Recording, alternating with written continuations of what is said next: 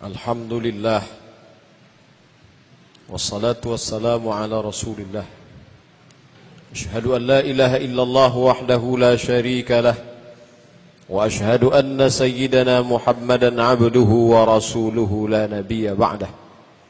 Allahumma salli ala sayyidina Muhammadin an-nabiyil ummi wa ala alihi wa sahbihi wa barik wa sallim. Qala Allah ta'ala fil Qur'anil azim wa huwa asdaqul qailin. A'udzu billahi minasy syaithanir rajim. Bismillahirrahmanirrahim.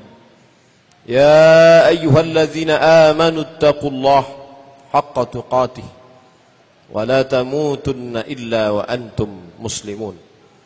Wa qala ta'ala fi ayatin ukhra, ya ayyuhalladzina amanu taqullaha wa qulu qawlan sadida yuslih lakum a'malakum wa yaghfir lakum dhunubakum wa man yuti'illaha wa rasulahu faqad faza fawzan 'azima. Ibadallah, usikum wa nafsi bi taqwallahi wa ta'atihi faqad fazal muttaqun. Hadirin jamaah Jumat yang dimuliakan Allah Subhanahu wa taala. Pada hari yang disebut sebagai Sayyidul Ayyam, induk dari segala hari, Allah Subhanahu wa taala masih memberikan kita hidup. Alladzi khalaqal mauta wal hayata, dia yang memberikan mati dan dia yang memberikan hidup. Untuk apa dia berikan ini? Liyabluwakum ayyukum ahsanu amala, untuk menguji siapa yang paling baik amalnya. Hari ini kita buktikan kepada Allah, ya Allah, Engkau berikan hidup kepadaku di hari yang penuh barakah dan kemuliaan ini, maka aku buktikan ahsanu amala, amal yang terbaik. Mungkin ada pekerjaan kita di luar sana yang belum selesai, mungkin ada tugas yang belum tuntas, tapi kita tidak anggap itu sebagai amal terbaik.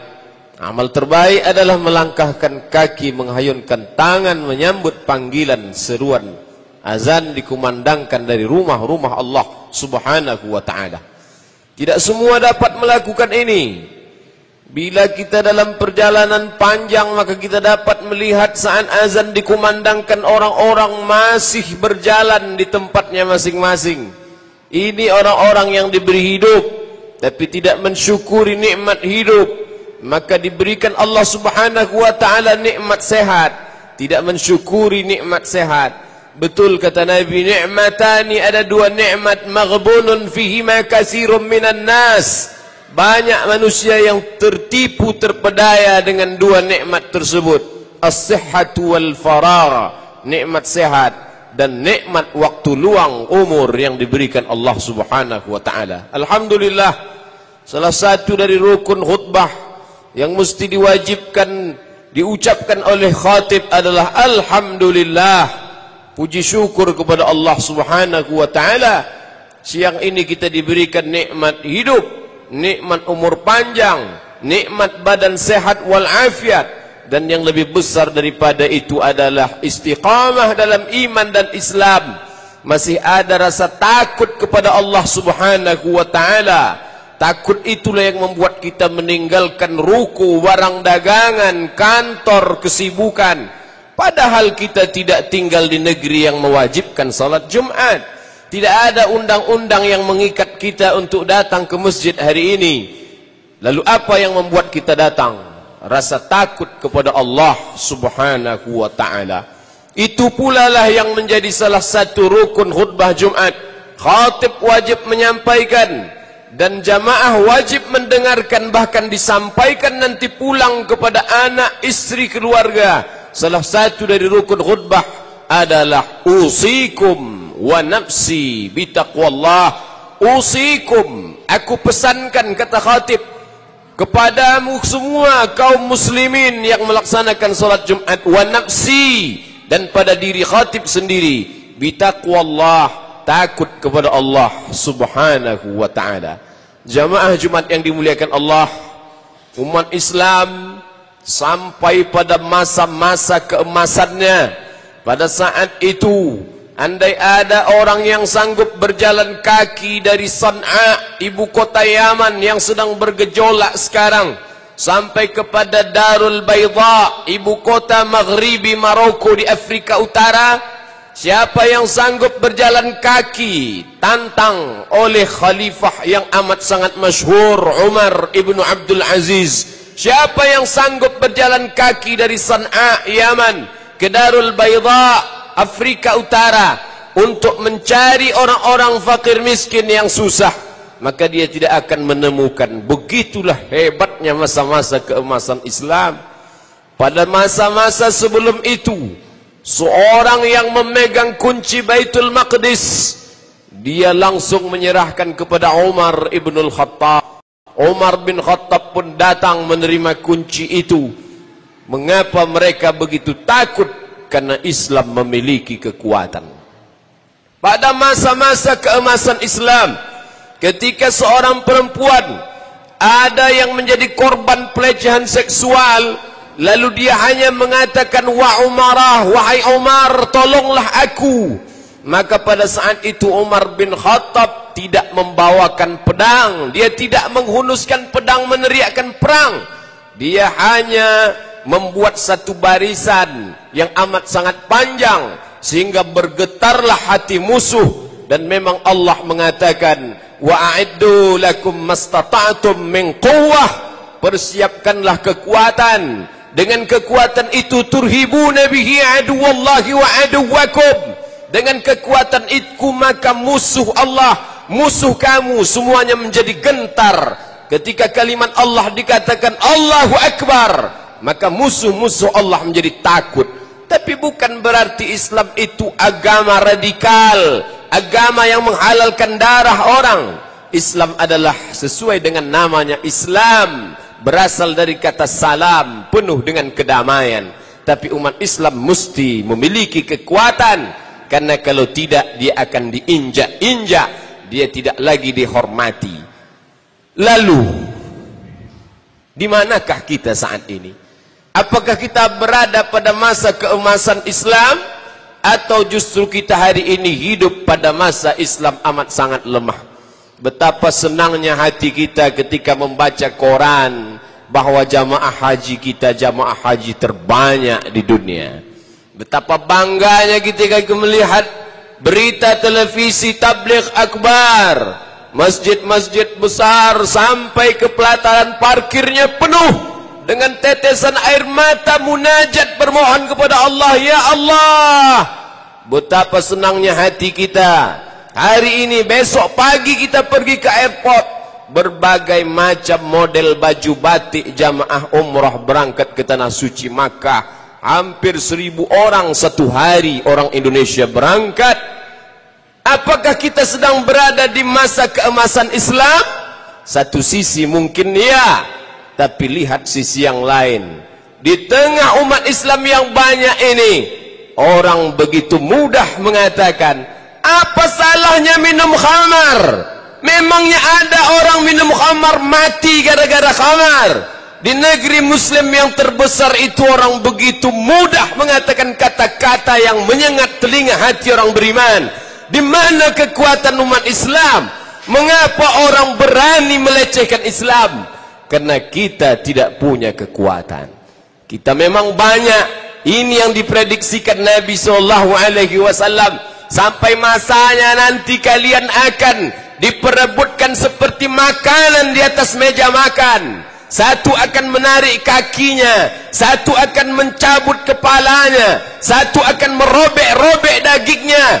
Lalu sahabat bertanya, aqillatun nahnu yawma idzin ya Rasulullah? Apakah jumlah kami sedikit waktu itu wahai Rasulullah?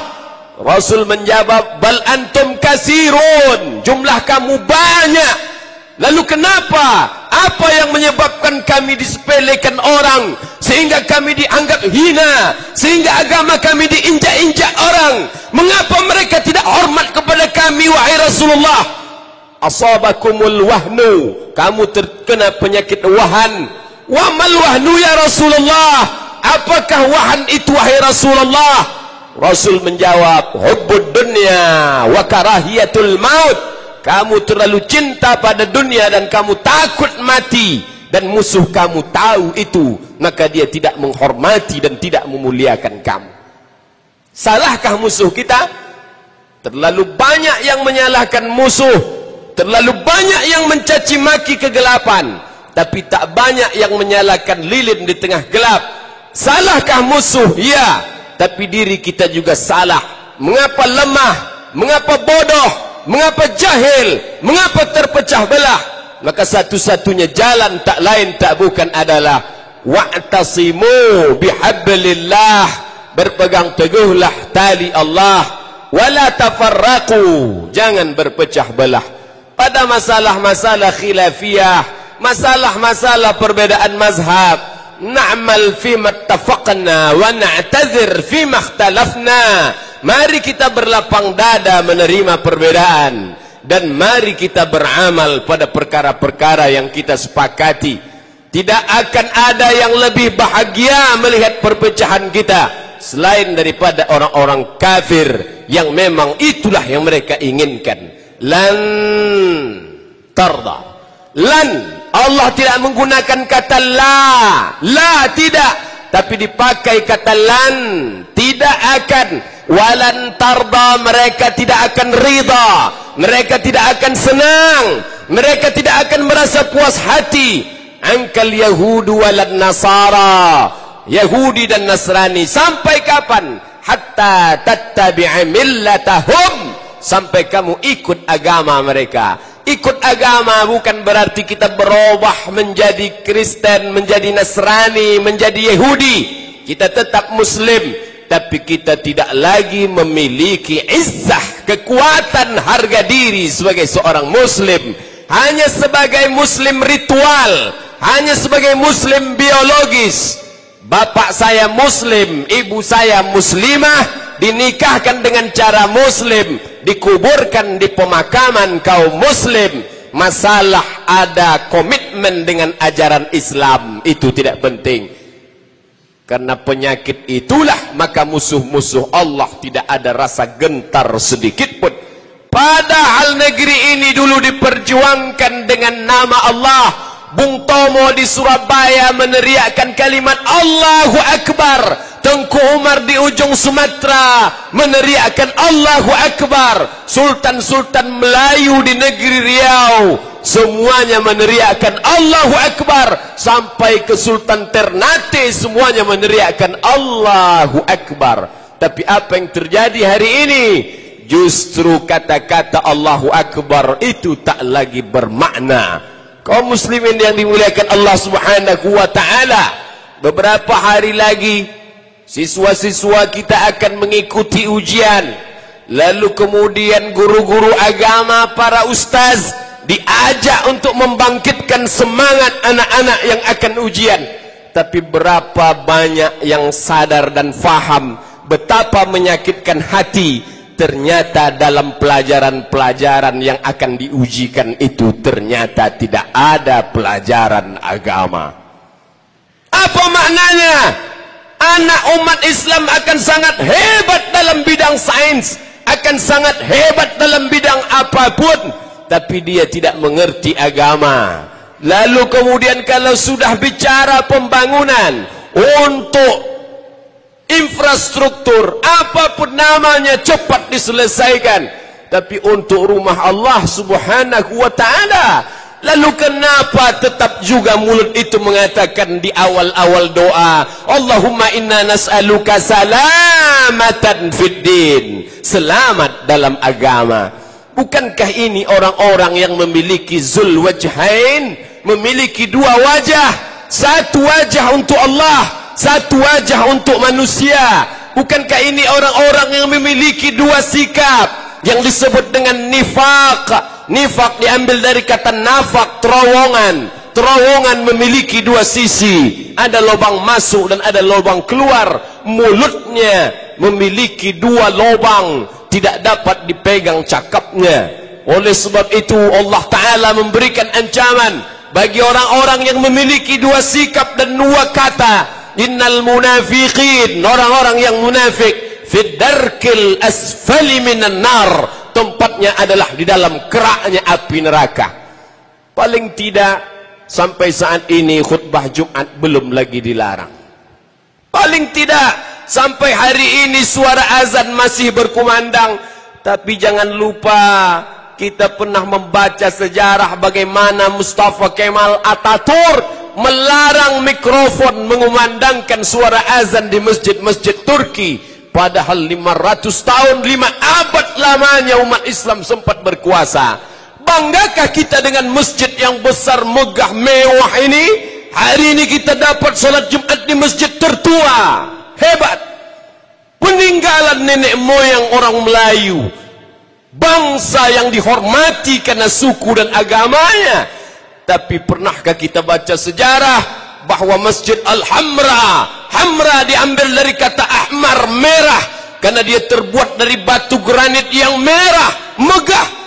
Tapi di tempat mihrab imamnya itu sekarang terpajang palang salib yang paling besar di negeri Spanyol. Pernahkah itu terlintas di pikiran kita? Kita selalu mengatakan al-Islamu ya'lu wa la yu'la alaih. Islam maha tinggi, tidak ada yang akan lebih tinggi dari Islam. Benar. Tapi peristiwa-peristiwa menyakitkan itu pernah terjadi di negeri-negeri yang pernah mencapai masa keemasan Islam. Islam tidak akan pernah jatuh. Tapi adakah jaminan bahwa keluarga kita akan terus Islam? Adakah jaminan bahwa kota kita akan terus diisi kaum muslimin? Adakah jaminan masjid yang megah ini akan tetap tegak berdiri sebagai masjid? Na'udzubillah, khutbah ini kembali mengingatkan kita, marilah kita wariskan Islam kepada diri, kepada keluarga, kepada anak cucu cicit menantu, supaya jangan sampai apa yang terjadi di Spanyol, yang terjadi di Turki juga menimpa umat kita. Kaum muslimin yang dimuliakan Allah Subhanahu wa taala, tidak semua kerajaan-kerajaan Melayu seberuntung negeri yang kita diami. Apa yang terjadi dengan Patani di Thailand Selatan? Mereka tidak dijajah Inggris, tidak pula dijajah oleh Belanda. Betapa menyakitkannya, mereka justru dijajah oleh orang-orang Siam. Sampai hari ini masih terjajah. Berkata setiap hari asyhadu an la ilaha illallah wa asyhadu anna muhammadan rasulullah. Seorang suami akan pergi ke sawah, dia berdoa bismillah tawakkaltu ala Allah la haula wala quwata illa billah. Tapi dalam hatinya dia khawatir anak gadisnya akan diperkosa oleh tentara Thailand, istrinya akan dilarikan oleh orang-orang yang jahat. Kita masih beruntung sampai saat ini. Tapi tidak cukup berpuas sampai pada titik itu. Karena jika tidak kita bangkit, bukan berarti makna bangkit menjadi umat yang radikal, menjadi umat yang keras. Kita akan dihormati kalau kita punya kekuatan. Kekuatan ilmu, kekuatan iman, kekuatan harta, kekuatan ilmu pengetahuan. Umat lain akan meremehkan kita karena kita lemah. Lemah iman, lemah ilmu, lemah ekonomi. Maka bagi yang kaya, teruslah berusaha. Imam kita selalu membacakan ayat idza qudiyatis shalah. Kalau salat sudah dilaksanakan, fantashiru fil ard, bertebaranlah di atas muka bumi, wabtaghu min fadlillah, carilah karunia Allah. Silakan mau jadi orang kaya, kaya sekaya-kayanya. Karena dengan kekayaan itu orang akan gentar melihat kita. Dengan kemiskinan kita orang akan meremehkan kita. Tapi kalau sudah kaya, jangan lupa bantu masjid, bantu fakir, bantu miskin, keluarkan zakat. Bagi yang berilmu silakan, tuntutlah ilmu sampai kemanapun. Walaupun hadis ini dhaif, tapi boleh dipakai untuk fadail amal. Utlubil ilma walau bisin, tuntutlah ilmu walau ke negeri Cina. Salahkah itu? Tidak. Ke negeri kafir. Al-haqqu dhallatul mu'min, kebenaran itu adalah milik orang beriman, tapi dia hilang. Aina wajadaha fahuwa ahaqqu biha, di mana dia dapatkan maka dia yang berhak untuk mengambilnya. Jika rantai cincin gelang kita hilang, lalu dia berada di tangan orang kafir, apakah kita akan mengatakan itu bukan punya kita? Itu milik kita. Itu milik kita yang hilang di tangan orang lain, dan kita harus ambil, rebut kembali. Maka al-mu'minul qawi, orang mukmin yang kuat, khairun, dia lebih baik, wa ahabbu ilallah, dan dia lebih dicintai Allah minal mu'minid dhaif, daripada mukmin yang lemah. Siapa yang imannya bisa dibeli dengan sebungkus mie instan? Siapa yang suaranya bisa dibeli dengan saweran 50.000? Siapa yang imannya bisa dibeli dengan baju bekas? Orang-orang yang lemah ekonomi, lemah iman, lemah ilmu. Oleh sebab itu dalam Islam kita menjadi kuat, kebanggaan, menjadi hebat, kemuliaan. Nabi Muhammad sallallahu alaihi wasallam masuk ke kota Makkah Al-Mukarramah dengan membawa 10.000 pasukan. Tidak ada satu kepala pun yang putus, tidak ada satu tombak pun yang melayang, tidak ada satu anak panah pun yang mencabik-cabik, melukai siapapun. Nabi datang dengan damai. Lalu untuk apa dia bawa 10.000 pasukan? Show force, menunjukkan kekuatan. Inilah umat Islam yang kuat. Ketika sampai di Makkah, lalu dia bersihkan semua kemusyrikan. Dan pada saat itu dia tidak datang dengan kekerasan, tapi dia datang dengan maaf. Pada saat itulah turun ayat Iza jaa nasrullahi wal fath. Ketika datang pertolongan Allah dan kemenangan, wa ra'aitan nas, kau lihat manusia yadkhuluna fi dinillah, mereka masuk ke dalam agama Allah. Bukan satu, bukan dua, bukan 5, bukan 10, afwaja, berbondong-bondong. Mereka masuk Islam karena kekuatan dan kemaafan. Maaf dan kuat itulah yang tidak ada lagi pada diri umat Islam. Barakallahu li wa lakum fil Qur'anil azim, wa nafa'ani wa iyyakum bima fihi minal ayati wa dzikril hakim, wa taqabbala minni wa minkum tilawatahu innahu huwal ghafurur rahim.